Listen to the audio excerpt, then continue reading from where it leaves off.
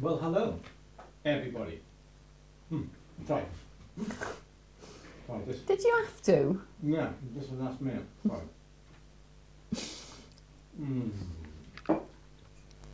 Good. How's everybody? Good, London? I certainly have, yeah. Good. You sure? What does it mean? You sure? Yeah. What have you done? That was Ben putting it on mute. Okay, good. Everyone should be able to hear us now, or hear me at least anyway. So everyone here, boop, boop, boop. Good, all done. Good. How's everyone doing today? Sorry, we're just rushed off our feet as usual. Your microphone on coffee. Oh, your mic is quiet. I think should, that might be resolved now, though. It should be okay now. Yes, Andrew's good. Good. Yes, so hello everybody. How is everyone doing today? Good. All glad you could join us today. It's been a couple of weeks since we've been here, hasn't it? Excuse me. 2 weeks. No. Because last week we were in coming back from Munich. Yeah. We went to Inorgenta, the trade show, which was good, wasn't it? It was brilliant. We really did like that, and we just went as a visitor. Just like a holiday. No agenda, just apart from looking around the show. No timetable, none of that thing. We just went and we just enjoyed it, didn't we? Yeah, it was a really good show. And if anyone wants to go to Inorgenta, it's a brilliant show to go to.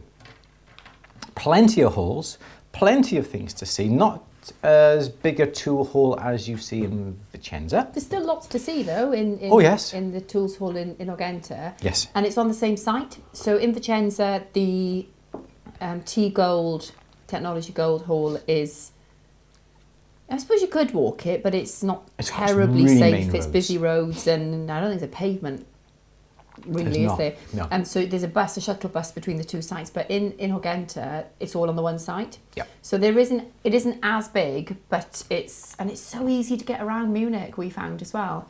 The tube. So the tube was just easy. It was absolutely brilliant. The whole thing was brilliant. We met Ines, who I've been meaning to meet for ages. We love meeting you guys, and it was lush. We had a gorgeous dinner with Ines and just chatted all night long, and it was fabulous.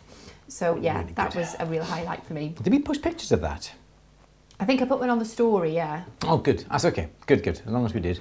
Good. Yeah. So yeah, we totally, really did enjoy Inorgenta, and Munich was lovely as well. Unfortunately, we went to Munich on a Sunday, not realising that none of the shops opened. But there was loads That was to a do. blessing in disguise. Well, you could say that, but we did go and see the Bavarian crown jewels, Oh, yes. didn't we? Yes. What else did we do? We did loads. We we were did like busy all Bavarian, day. Yeah, the royal Obviously, residence. had to sample the beer. We did that. Went to the palace. Yeah, it was just It was good, wasn't it? fabulous. Really, It was really good. nice. It was busy. It was non-stop. Going here, going there, but it was a great time. This is colour cast on this one's off, I think. But the hotel we stayed in was brilliant. The Prince Regent. If you ever want to go to the Prince Regent Hotel, it's 6-7 minute walk. Lovely. It's lush, and it's just like really comfortable. Everything you need, clean, tidy. Everyone's lovely and super friendly. But sometimes when I go away, I just want to be left alone. Yes. So it was the right level of attentiveness as well. So it Yes. was like everything you needed. Somebody was there if you needed something, but otherwise it was just... It's left you alone. Yeah. Fantastic. It was lovely, wasn't it? You just left But to do you get on with find their own that devices. when you're in a trade show all day, you come back and you just want a little bit of... Because peace? And we just sat in the bar like reading our books, didn't we? And it was just so chilled. It was lush. Or that's how I would describe the vibe. Chilled. The whole vibe. Like the tube was just chilled. Nobody was pushing. Nobody was Yeah. cross. Nobody seemed in a mad rush like they do in Yeah, London. it didn't was smell just... like London. too Yeah, it was much. just like the smell of the tube, but it was just...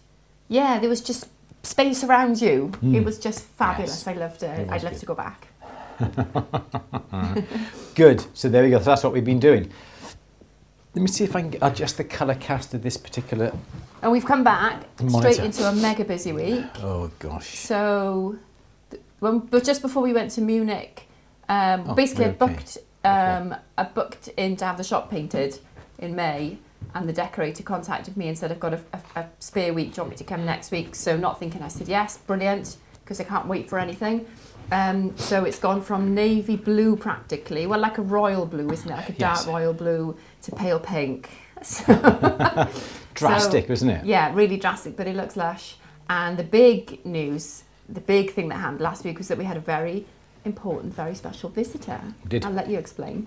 We did. So we had... I don't like this camera. So we fussing. had a visitor he's from born in the Netherlands, but now at the moment lives in America. We had Ben Veltzen come to us for 4 days. 3 of those days he gave me tuition in stone setting and pave, and the 4th day he very kindly sat there and did some films for us. Using all the pneumatic graver and all the equipment that we got with the microscope, he did some star setting, he did some amazing decorative star setting, and also he did some castle setting as well. So those are going to be available. We're not quite sure how we're going to present those workshops just yet. It may be completely separate to At the Bench and you'd have to buy them. But the quality of work that this young guy, he's 33, I met him, you may have seen it on Instagram, 10 years ago at the NEC when he was demonstrating for Sutton Tools. I met him then, he was baby-faced then, and he's still baby-faced now. So yeah, great guy, amazing quality to detail, phenomenal stone setter. Skill and his dedication is just unmatched, isn't it? We were He so really is. so proud to have him here, and also we did a Q&A as well with him, a question and answer. Yeah, So I interviewed Ben. I'm excited now. Ben Veltzen. so we had Say it. an hour's worth of questions. We sent out questions. I to grilled all- him, didn't I? Oh, you did. I yeah. really grilled him. We sent out a questionnaire to all At the Bench members, and we had a load of questions back that we put to Ben. Louise sat next to Ben for a whole hour, asking him questions. Very, very... I shone an Anglepoise lamp in his face. But it was good. An hour's worth of Q&A. We've got to put something up on YouTube with that as well. So that was absolutely fabulous. An honour to be taught by him. It's something that you need to practice at. Yeah, I thought I was good. But even the guys in GRS, when we were over in Argenta, they're saying, what do you want Ben to do? I mean, I just want Ben to show me the basics. And they went, but Andrew, you know the basics. Yes, I know the basics for me, but I want to know what the basics are for Ben. Go back to the beginning. Go back to getting the perfect graver, the perfect angles, the perfect face, because that then influences the cutting. So we went back to basics and started right from just setting one stone with a square border, 4 stones in a square, 5 stones in a row, and then cutting complete circles as well. Phenomenal. Yeah, completely over the moon with how that went. Sorry, I'm babbling on now. No, Sorry. it was great, but by the end of the week, even though you have a lot of experience in setting, like you said, it's interesting going back to basics. You were exhausted every day. Oh my gosh, yes. You were absolutely taking in so much. Because So it's just elevating that already good standard to excellence is phenomenal, so yes. important, Go isn't it? higher. And yeah, I'm looking down the microscope all day long, and you're concentrating, you're trying to get the angles, the position, your hands, your fingers just right. And Louis said at the end of the first day, I was shattered. I went to bed about 8 o'clock at night, completely shattered. And I was shattered every single night because the concentration needed, because I'm not used to doing that much intense work. Anyway, that's enough of that. Good. Anything else we Good. need to say, Louise? I don't think so. Let's get on because it's 10 past. Okay then, so what day is it today? It's Monday, the 3rd of March, it's 2025. 1925. Where was I doing then? Anyway, there we go. Let's have our first question, Louise. Okay, the first question is... Ooh, I didn't have a question ready, hang on. That's not happened before, is it? Oh, Sandra's gone to Portugal. Wow, cool. I've never been. I'd love to go. I've been to Madeira. That's Massive very nice. Madeira. Couldn't remember the place we went to. No, that's not Portugal, is it? It is Portugal. It is. Yeah, yeah, it's just off Portugal. Lush. Okay, good. Helena, is there such a thing as a doming block to make square domes, or is this a daft question? I've never seen one. That's better. I've never seen. Let me alter this camera. I'm not happy. No, I've never seen a square doming punch. People have asked about oval doming punches as well. I think you may be able to get an oval doming punch, but I've never seen a square one, unfortunately. But you could always make your own using Thermolock. So if you had a square dome of something, you could get some Thermolock, put the Thermolock over that that dome, so you get that concave, that negative impression. Then what you can do, wait until that dries, put a bit of perhaps some Vaseline over the surface, get another lot of Thermolock, push that into the hole, and at the same time perhaps put a doming punch into the end of it. So then when that dries, you take it out, the Thermolock then not dries but cools. The Thermolock now has fastened itself around that doming punch, and you've got an actual punch and a concave part to be able to obviously do the squares, but only in that one size. But that's a way that you can do it. But I've no idea where you could get one. Never seen one. Okay. Yes, Lou. Anthony says, tell Andrew to put his Guinness down. Believe it or not, that's his coffee. It's disgusting, isn't it? It's like tar. That's my coffee, Absolutely gross. Christine says, thinking about getting a belt sander. Any advice? You can get belt sanders that plug into your flex shaft. I think Fordham do one. It's just 2 rolls with the belt, and then you take off the handpiece, and do you slot? I think you slot that in then into the. Let me just get this good right. You can slot that into then the belt sander, and then you can use the foot control to control the belt sander. Belt sander would clamp upon the bench. That's one way. Or Durston do a belt sander with the built-in motor. That's what we use downstairs. The advantage with that is that you don't have to have it next to your flex shaft. Perhaps you want to put it on a different bench across the other side of the room. With the Durston belt sander, you can do that. And it's got variable speed on it. And we use that quite often. We use that for flattened backs of castings and things like that. So it's the Fordham one with the flex shaft, or it's the standalone version from Durston. Those are the two I would recommend. I go with the Durston because, as I say, it's far more versatile. You can put it anywhere, take it anywhere. You can clamp it onto your bench. It has a variable. You can move it around. Yeah, all good. Good. David says, as the originator of a YouTube question, will there be a royalty check in the post? Oh, maybe. Are you already planning the stream for the week after next week? Seems like a good date for a 12-hour live stream, if I remember right. Funnily enough, we were talking about the live streams too with Josh from GRS. Yes. Last weekend, weren't Yes. we? But he would seems like to keen do on it. Of course, he's keen on it. He doesn't have to do anything, does he? Well, there will be another one, which is maybe not yet. We've been so busy at the moment with finishing up the marking. I've been photographing all of our diploma students' work, which is just... I mean, when you mark them and we sent all the marks out, that was amazing. But photographing them now, I think I put on Instagram, in a light box.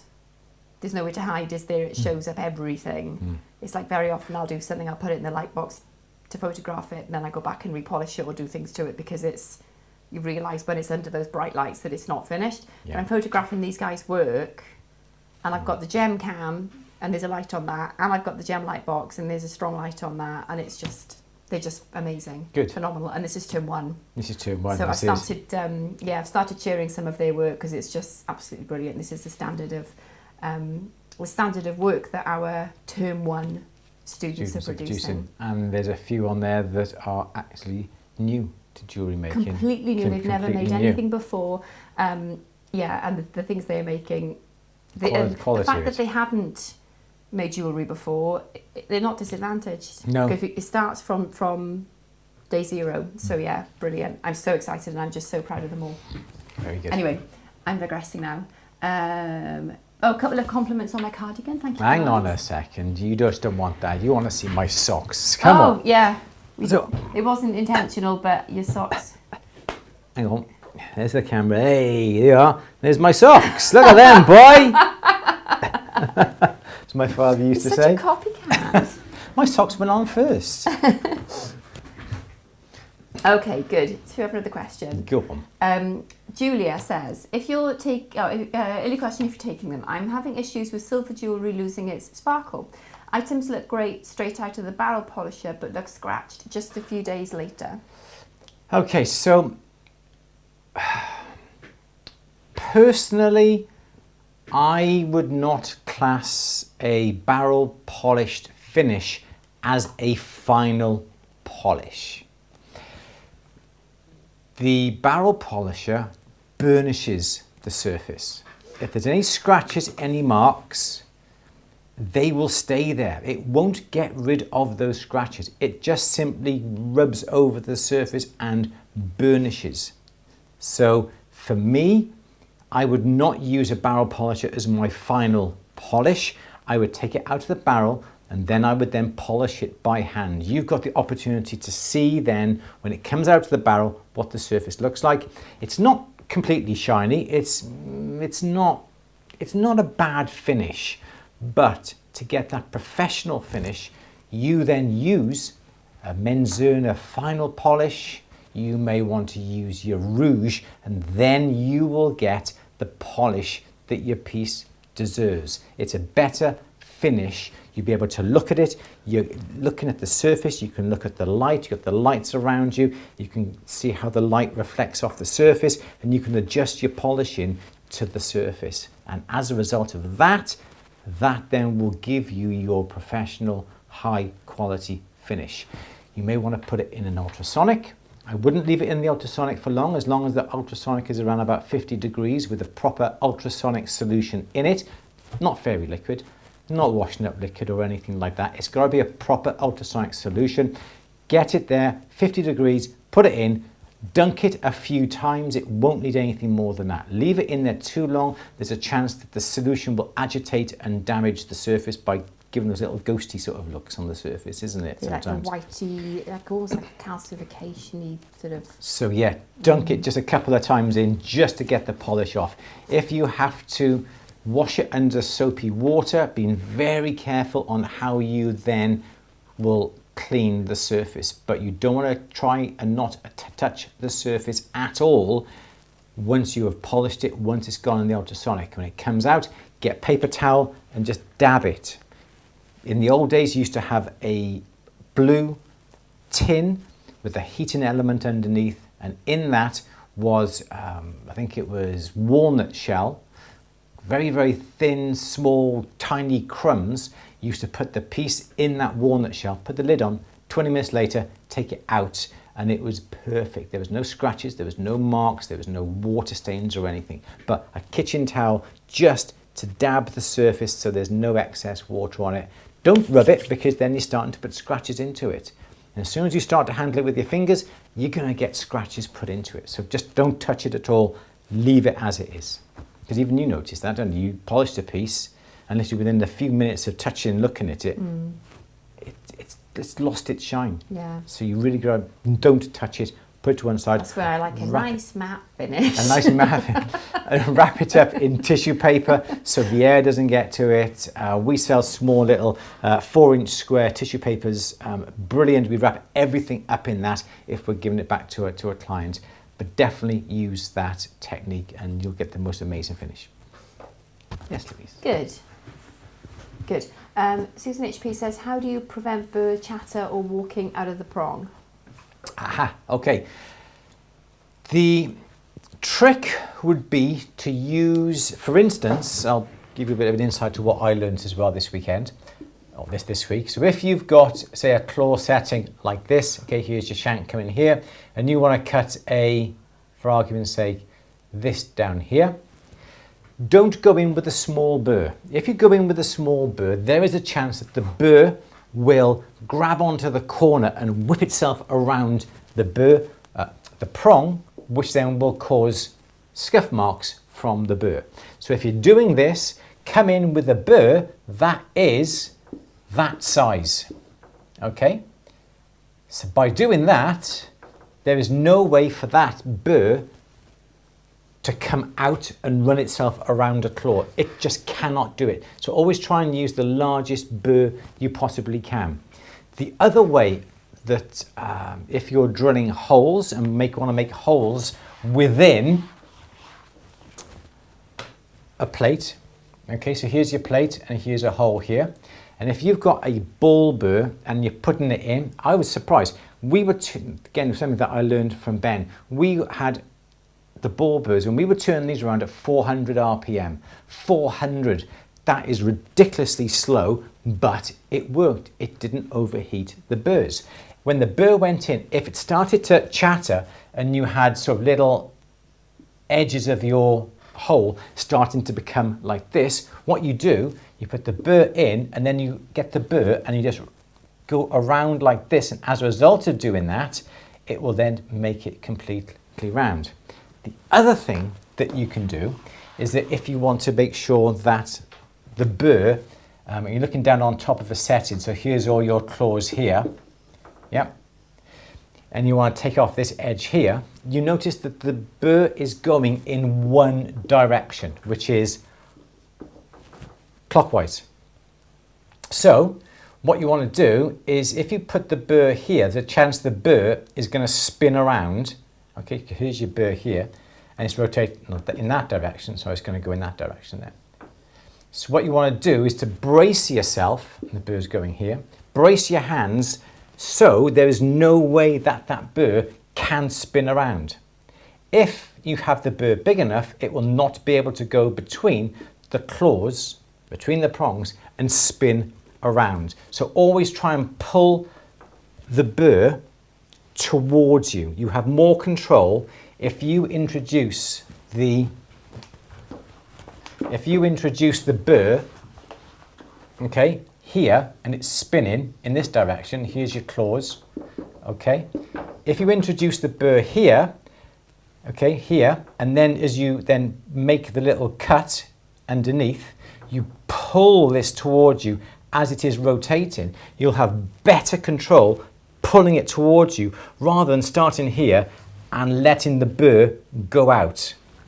So you better control pulling the burr towards you when you cut grooves, and if you get chatter, slow the speed down. Sometimes people say increase the speed, and sometimes you can increase the speed and then stroke the metal with the burr, because if you put the burr in contact here too much, it is going to chatter. Sometimes if you just take the burr away and stroke, this way, isn't it? Or stroke, stroke, stroke it, you should find that it's going to have a better cut. Lubrication. Lubrication makes things a lot better.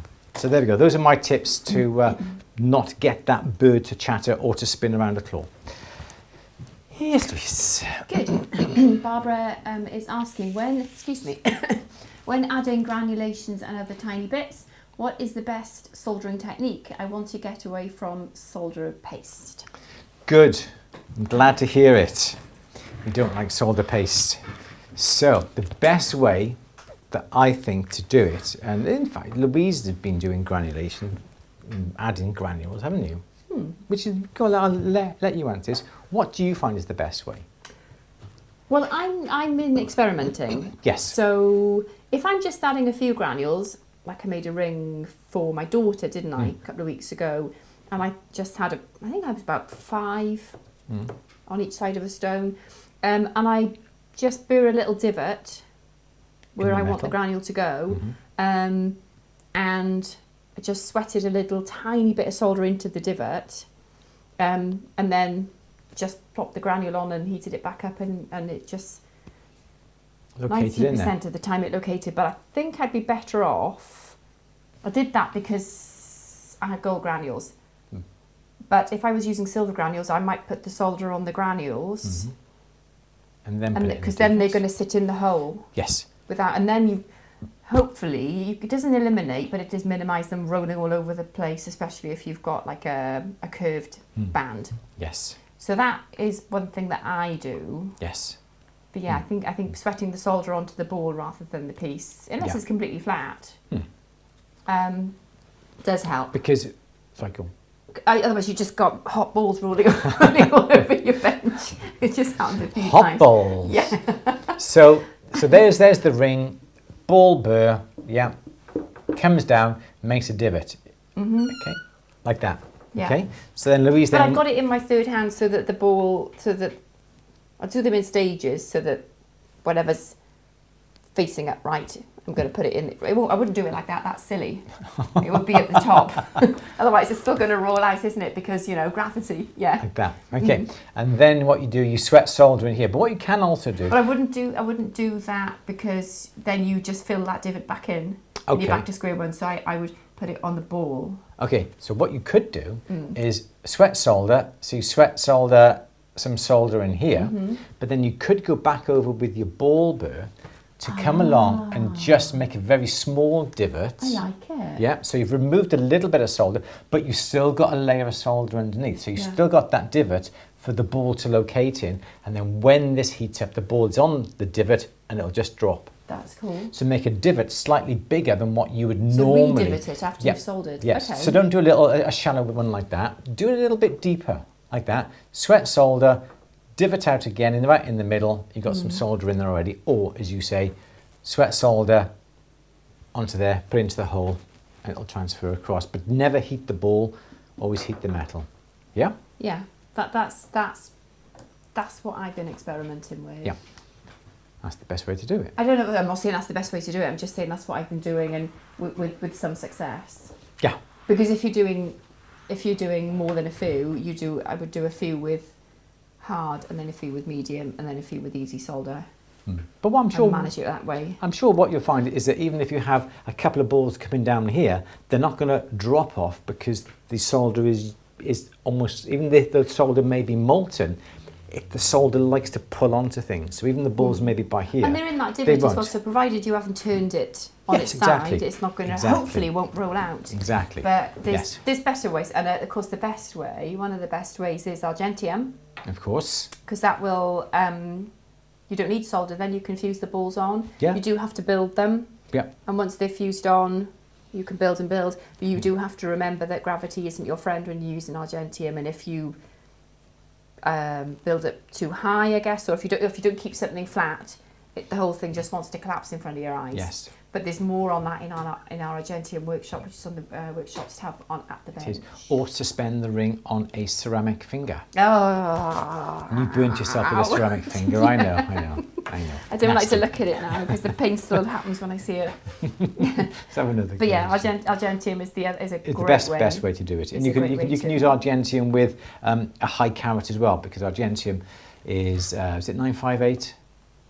Is it no? Is it 994. Nine, nine- no. I can't remember. 925, 950, 94 something, isn't it? I can't remember. Brain's gone. Anyway, Argentium you can fuse. You can't fuse 9 carat to Argentium. You can fuse 18 carat and pure 22 carat or even 24 carat granules to Argentium because of That's the one thing surface. I haven't tried. 950, isn't it? It's 950. 940 and 960. 940, there we are, yeah. Yeah, there you go. Cool. There's a Excellent. 925, 960. Okay. Yeah. It's all in the workshop anyway, even though our memories are absolutely shocking. I'd have to look it up. But yeah, that's another good way. Good.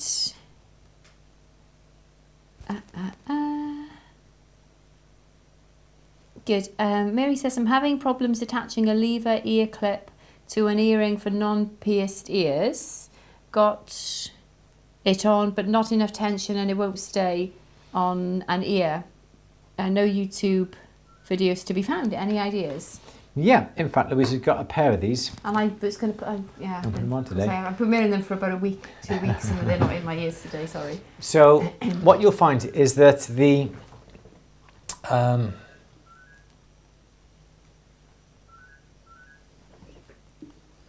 you'll have something like that, and then you will also have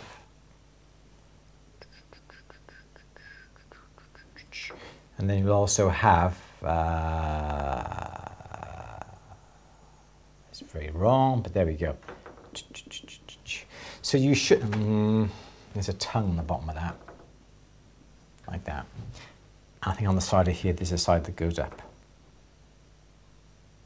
Something like that. Yeah. So what you have, the lever back is in two parts. This part and this part. Sometimes when you receive them, they are already joined. So these little lugs here will go in these little holes here. Okay.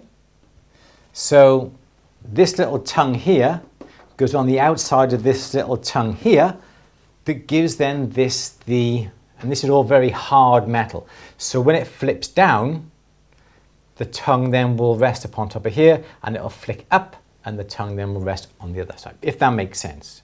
So what you want to do is to take this off straight away before you solder this onto the earring.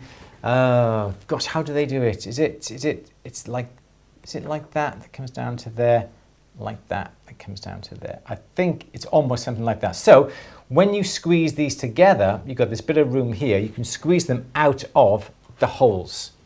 Take this off, because if you put heat onto this, quench it, or heat it and leave it, you are going to ruin the tension that is in this area here. And this is where you need the hardness and the tension of the metal here to allow that to flick back and forth from that onto there. So always remove that. This now you can solder onto your earring. It's a back plate like that, and perhaps then you've got it's a clip-on, isn't it? You could have a post perhaps, and that then will go over the post, or just have it plain. Solder that onto the piece. Then once that's been soldered on, cleaned, polished, looking good, you now can put this, squeeze these in, and then let them go, and they'll be then sticking out of here slightly.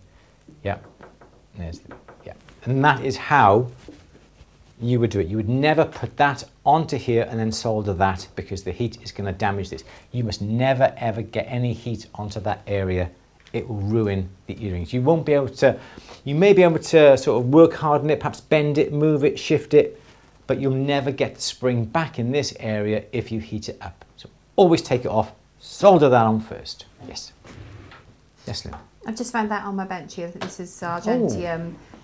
It's great if you apply the granules like that when it's flat, but if you try and do it like that and fuse like that, it's going to collapse. Yeah. Because so you do need to think about Argentium's limitations. It's a fabulous material to work with, but if you're going to fuse with it, you do need to be aware of its limitations. Yes. And sometimes it's a case of using 925 in conjunction with Argentium, because you've got the best of both worlds, which yes. you can do, but then it does. You can't really say that it's hypoallergenic once you've put 925 exactly. into a piece, because it won't be, will it? Yeah, exactly. There we are. That was just something I just found on here. Thank you. So that's not Argentium. And it was I think I did that one, and it was was just a little. I think the band did start to sag a little bit. But if you do, you put that on a ceramic finger like that to support it, and then you can then put the balls on top. That was the problem, where the balls kind of pushed it up a little bit. The shank went like that. Yes. It was a supported, slumped, yeah. Slumped. Yeah. But the Argentium workshop is fabulous, because we have Marquise Ward here, and she explained everything brilliantly and demonstrated everything perfectly. Absolutely. Yeah, it's really good. Yes. Cool. Conrad says, any advice to promote your work? There's loads you can do, isn't there? We're starting a new service. We're starting permanent jewellery in the shop. Yes. So we've got some quite high profile nail techs who we know, Yes. and some of the team know. So we're giving them a free permanent bracelet, because people look at their hands and they that risk part of their arms all day all long, the time. and hopefully the people that they work with are exactly our target market for that. So they get a free one, and then they have our cards, and then people say, oh, I want permanent jewellery, and then they refer to us. And we've already had a few people come in and say, Jess told me about your permanent jewellery and I want a book. Yes. So that's quite good. Or if I know perhaps you're not doing permanent jewellery, but it's the same kind of principle, isn't it? If you're getting the jewellery on people that are being seen. Yeah, if you've by got your like a target local audience. celebrity, like not necessarily a famous celebrity, but somebody who's well known, or somebody, I don't know, that people look up to, yeah, get them to wear something. Obviously social media, which we all which we all probably use. Galleries. Yeah, galleries are a good one. Because I'm in one of our galleries in a neighbouring town, and it's really just to drive traffic to the shop more than anything. I suppose the thing you've got to bear in mind there is galleries will take sometimes quite a hefty 40-50% off you. Yeah, of your of your cost. But you'd factor that into your pricing, wouldn't you? So yeah, exactly. It is difficult. I find, and we found that posting on your website, posting upon Instagram, post it upon Facebook, those sort of places, a lot of the time, any photographs that we put on with a white background has no real engagement with their people. Don't necessarily like it or comment on it, because sometimes it looks lovely, but it's a little bit too clinical. There's no, you don't know what it looks like on your finger, or a necklace, on a neck, anything like that.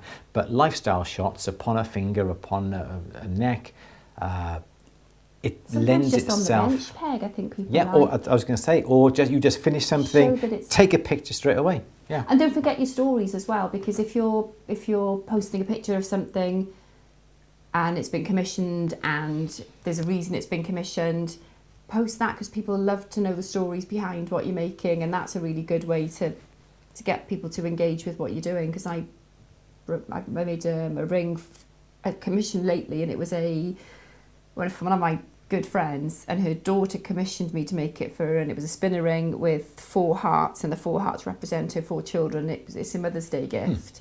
And and people just love and they can identify with that then as well, so that's quite a good way to promote. Yes, I definitely. think, because it makes it's not overly salesy, but it's people can relate to it. A nice story. A lot of the times, it's the story that will sell a piece of jewellery, because people will be able to relate to it as well. Yeah, if it you make it depends what relatable. are you accept whether you're working to commission or whether you've got stock that you're selling. Yeah.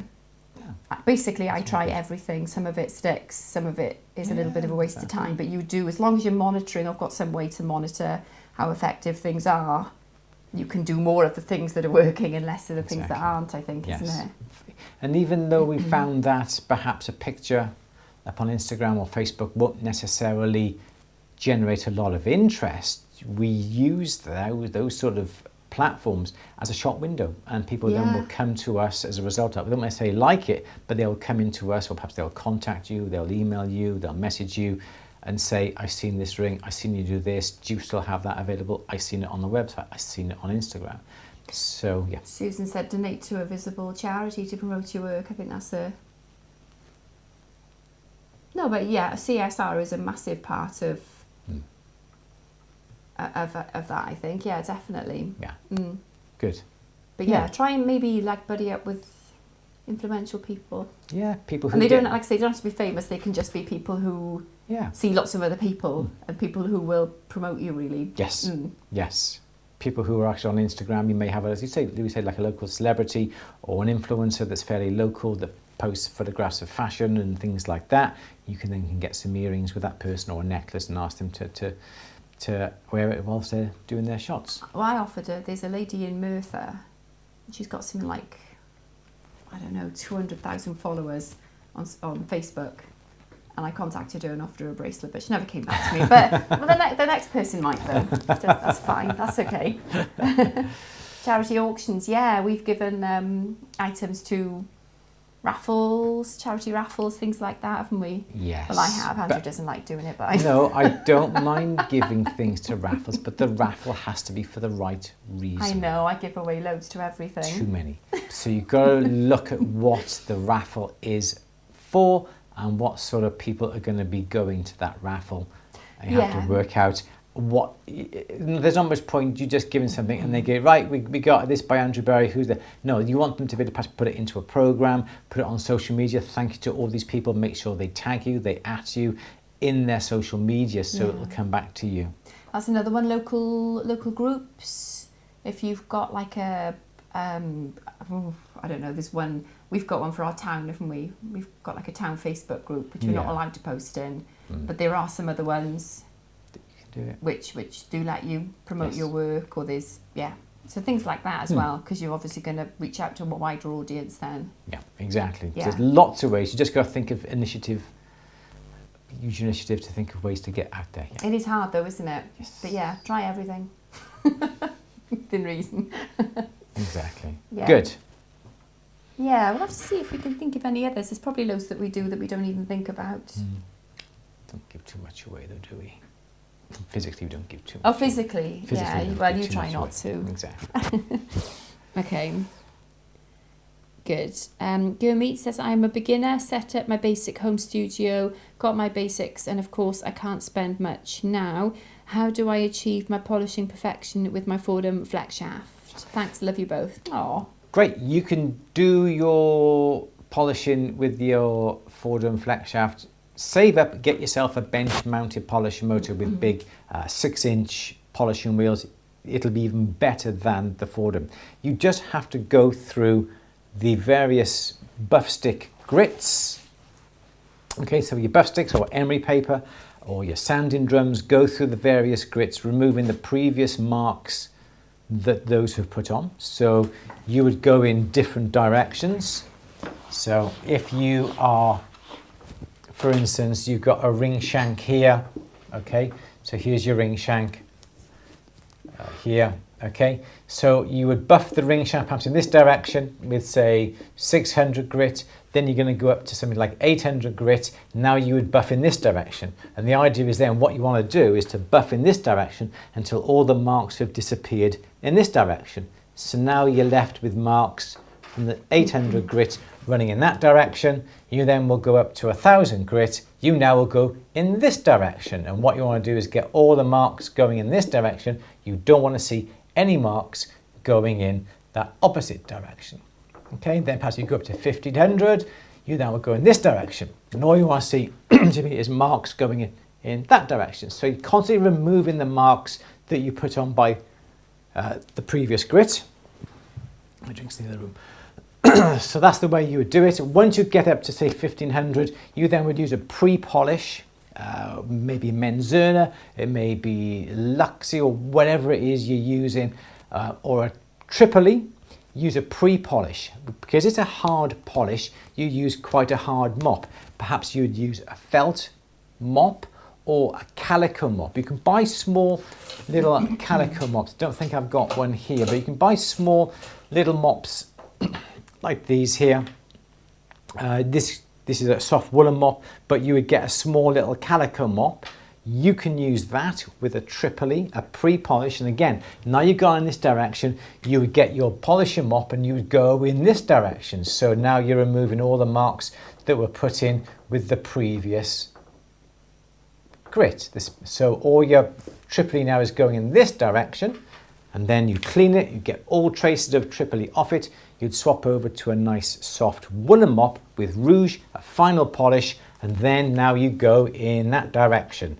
And again, what you want to do is to make sure there's no marks at all now on the surface. And by doing that, you'll be constantly removing all the previous marks and you should get a brilliant, brilliant finish.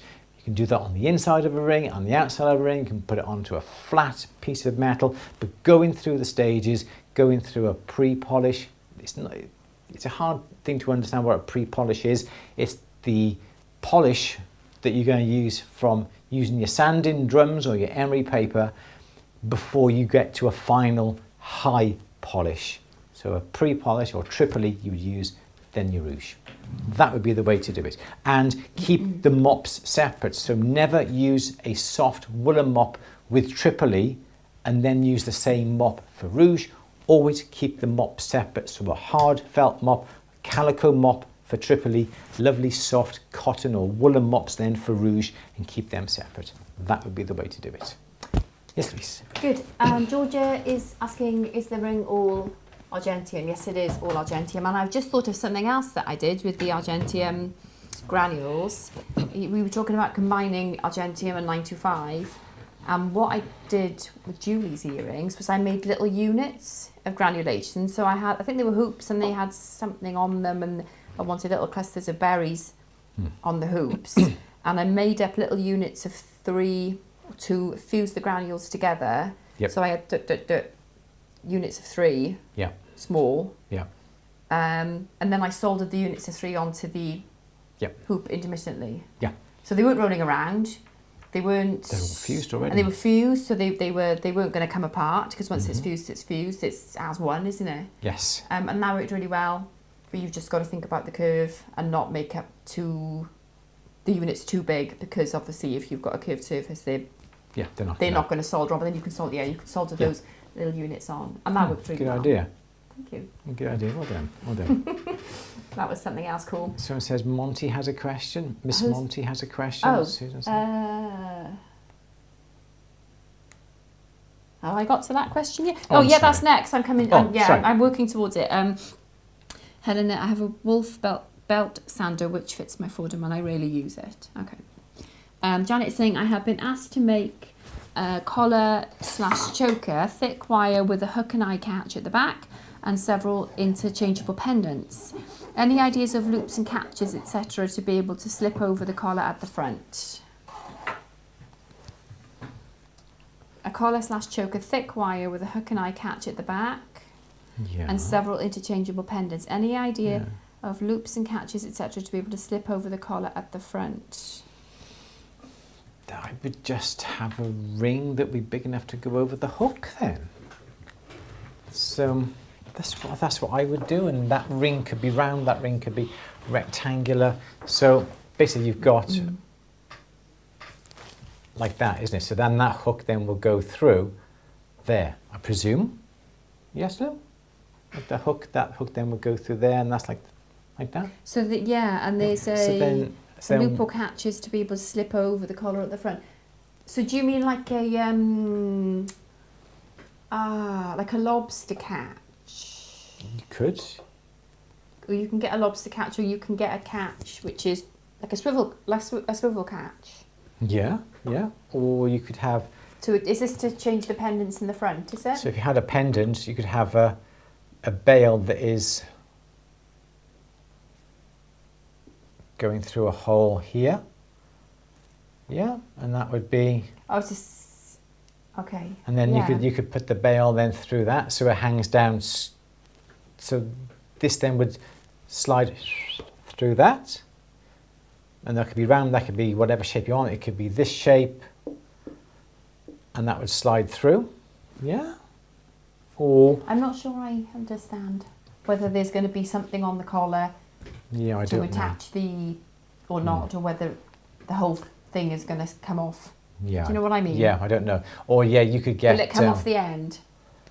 You could get little flash-looking like trigger clasps, can't you? That's what I was thinking, and then put them Like on that. the charms, Yeah, and then and- just clip them on and Yeah, off. that'd be onto the charm. Then you can click that on and I off. can't help onto thinking that. they look a little bit cumbersome though. Well, they do, yeah, absolutely. Or you could even get pill clasps. She wants to slip it over the front. Yeah. Oh, so that kind of thing then. That. No, slip it over the front. That. So once it's on, you clip it on. I would go with it. I think because the swivel clasp is like the lobster you've drawn on the right, but without the trigger, isn't it? Yes. So I think that would look. A swivel clasp, it wouldn't have that. Yeah, and that it just kind of clips in and out. Yeah, then. like it goes that way. There Yeah. are spring bails. Yeah. Or a pearl clasp. So it's like a clasp with a hinge when it clicks into place. So it's in two parts. Oh. That then they're ideal then for clicking onto like a pendant, and it'll clip onto a string of pearls, and that will actually lock into place between the pearls. That would be quite a nice idea. I've got actually a lot of pendants upstairs. I know the ones you mean now, and it's kind of like a hinge and a clip. Yes. So that'd be good as well. Ooh, cool. Interesting. Okay, good. Good, good. Nice. Okay. Let's have another question. Theo is asking, I was wondering if you have a YouTube posting on anything platinum, constructing and soldering, etc. We don't. We've got something on Instagram, like a step-by-step on how you will weld platinum. I don't like soldering ring shanks at all when it comes to platinum. You don't do it. Reason being is that the composition of a platinum solder is softer than the platinum itself. And as soon as you start to polish the platinum, the polish will drag, will take out more of the solder than the surrounding metal. So your ring shank will look like this, okay? And your ring shank will have a little bit of a divot like that where your solder joint, even though the solder joint may be flush, you're always going to get a slight little recess where your solder joint is. So I would, if you see someone going, this is the way to repair, or this is the way to solder a platinum ring shank, they are not a good jeweler, okay? I'm telling you now, because you should weld it. And don't believe anybody that says that welding doesn't work, because they're not doing it right. So weld it. So the idea is, if you've got a square ring shank, okay, here's your ring shank coming around. Okay, there's your square ring shank. You get a sliver of metal bigger than the section. Okay, so here's like the section of the metal. So you'll get a sliver of platinum, the same as what this is, and you put the sliver between the joint. Okay, so that is how that would look. Yep, so this is the sliver. When I say sliver, 0.3 of a millimeter, it extends about a millimeter higher all the way around your ring shank. No flux. If someone says you need flux, you do not need flux with platinum. You get your special welding glasses. You need that because of the bright light that is given off with the platinum will damage your eyes over time. It's a bright white light. You will not be able to see what's going on here when you put the flame into place. You cannot use these torches, these little butane torches. Doesn't give you enough heat. You have to use an oxypropane or oxyacetylene torch, like a Smith's little torch. You put the flame on, it melts this sliver. The sliver melts on top of the join and welds the join. Okay, so anybody says their profile of ring has changed, it's smaller as a result of welding, they're doing it wrong. So what you'll find is that there'll be a little bit of melted platinum over the join, around the join, like that. Okay, and this is your melted, and it looks a little bit molten because it has melted on that join. You come along, because you've used the sliver, it's bigger, so when it melts, it melts. So there's your surface, and it's just melted on top. It will not melt the ring shank. Then you just file that down to the same profile as what you've got, and that is the correct way for platinum. Thank you. Yes, Louise. Okay, good. Sandra, yes, there is a polishing workshop on at the bench. There's more than, is there one or more than one? There's polishing awkward situations. Yeah, there's polishing workshops and there's polishing films and tutorials as well. Yes. There's loads of polishing. Yeah, it's great. Good. Sandra says, I really use my barrel polisher. I don't care for the colour of the silver afterwards. It's super shiny but a darker chrome-like shade of silver. Would a different barrel help keep it whiter? I wouldn't say it's the barrel. I would say perhaps it's the shot that you're using, and also perhaps the burnishing powder, the barrel bright we use within the barrel. We normally keep the water in our barrels because it's an anti-tarnish. Barrel bright is what we use. We sell it in the store. We will change it. Even we've got like a magnetic polisher, and we find that gets really, really, really dirty. So we usually rinse it in water. We then will replenish it with fresh water, fresh Barrel Bright, and that's what you need. If the water is dirty, your pieces will come out dirty. Don't think about putting liver or sulfur items in a barrel polisher because the solution will become saturated with the liver or sulfur. Anything that goes in afterwards will come out patinaed. So always try and have nice fresh solution within the barrel polisher, and you should be able to find that it'll give a better finish. But as it's steel, it's never going to be brilliant. You've got to do hand polishing to get that perfect shine. Yes, Louise. James is saying, any gemstone book recommendations for the jobbing jeweller? Of course there is. We recommend these books all the time, every day. Written by Sally Spencer. It's the Jeweller's Quick Reference Guide to Working with Gemstones. Sally is a gemologist, but she's also a jeweller, and everything is just in alphabetical order. There's a traffic light system which tells you exactly what you can and can't, more importantly what you can't do to various different stones. So yeah, this is just, I would say, essential. You need that on your bench. Yeah. We've got it in the store, so at thebench.store. You can buy it from us. You also get free postage if you put in a coupon code that's on the page. You get free postage with it in the UK. So important, because I've studied gemology, but sometimes you just need that little bit of extra confidence, and nobody can remember everything, can they? So it's just such a brilliant reference book. Yep. I want it back. No, I know you'll have it back. You'll have it back. So as you can see, let's go a little bit wider on this camera a minute. For instance, you'll have pages on diamonds here, and it'll tell you abrasives, barrel, casting or kiln, pickle, polish and steam, torch, and obviously if they're red, you should avoid it. If it's green, it's okay. So for instance... Oh, I see, I was going to say you shouldn't put it on a green diamond. No. So it's green.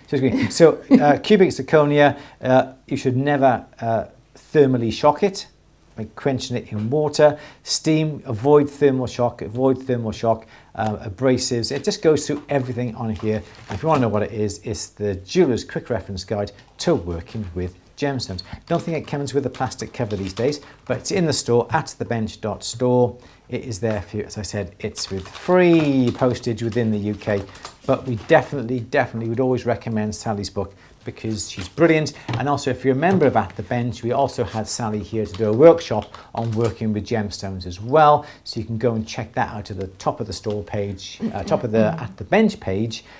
If you want to buy that particular workshop, is £15 at the moment, but the book is $28.99. The book is $29.99. $29.99. Yeah. Free postage within the UK, and you're going to give it to you back.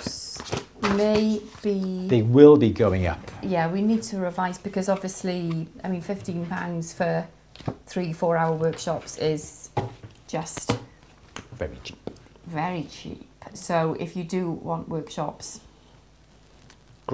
buy them now. Yeah, before Andrew has a chance to revise the pricing, because at the moment they just too cheap.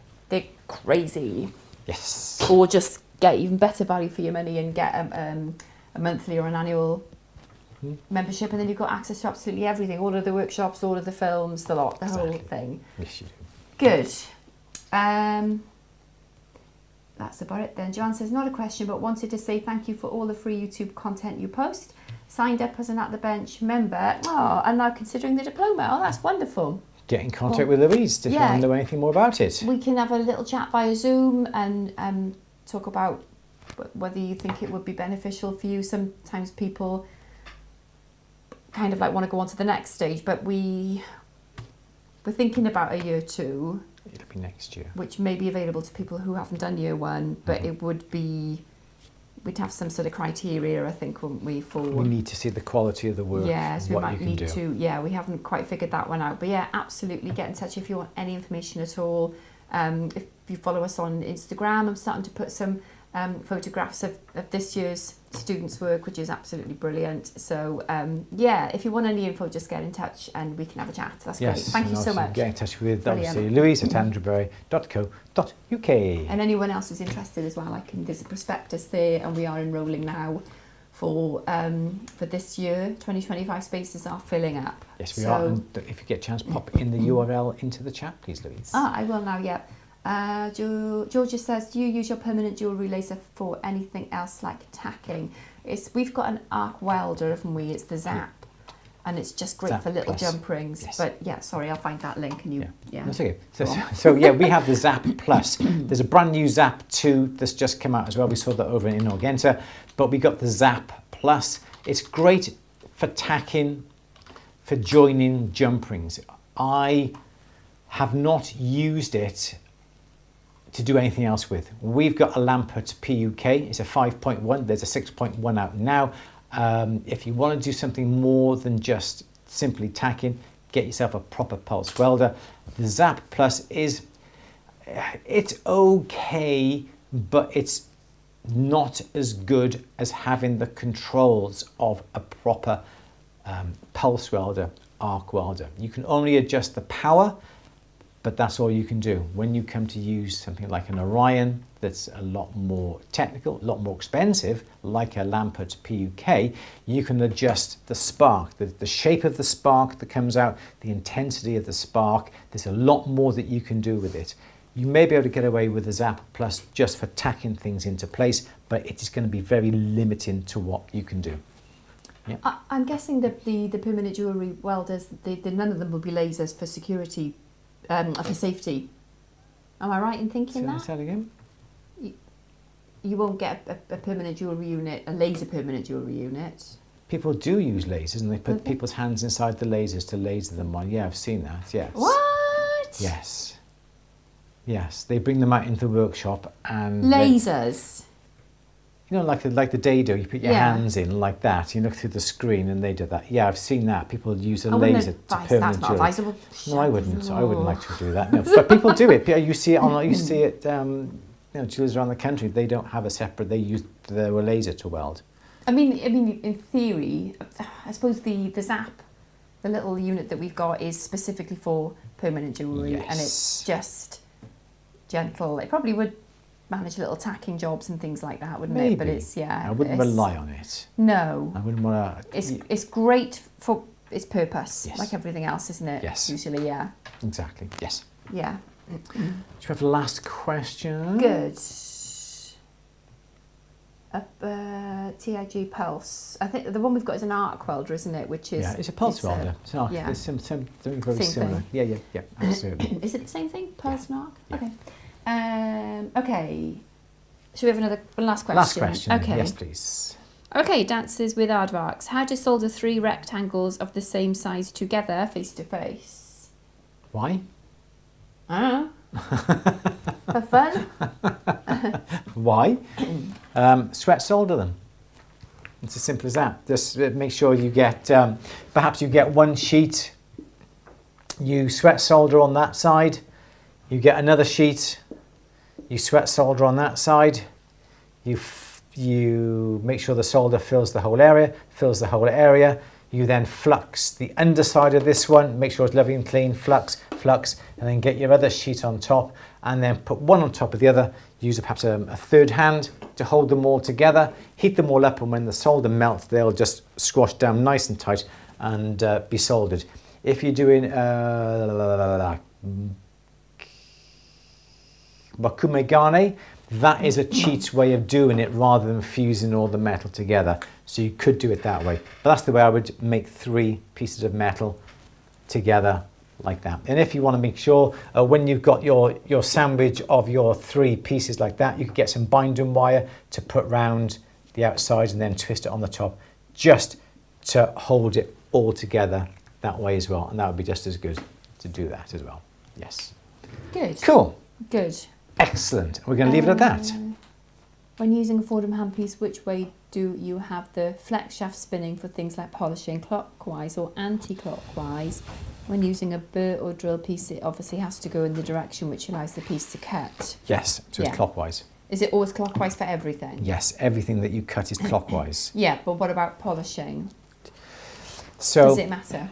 so I've got my flex shaft this way, and for me, I'm looking at it this way and it's going in this direction. So I'm looking at it in this direction, and it's spinning in that direction. It'll always go in that direction if you want to use a cutting, if there's teeth, if you want to do anything with polishing, it does not matter whether it's going clockwise or anti-clockwise. So you could have it go in the opposite way. You can, oops daisy, you could flick that onto the number 1 set in there, and now it sounds different because it's not used to going that direction, and now it's spinning in this direction, so it'll be spinning in my face, this direction. Yeah. So that's why I always like to keep it. Is that going to get more polish in your face?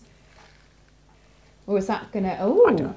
Well, it doesn't really matter because your Would it- face shouldn't be over that, but your Yeah, face should be okay. away from it anyway.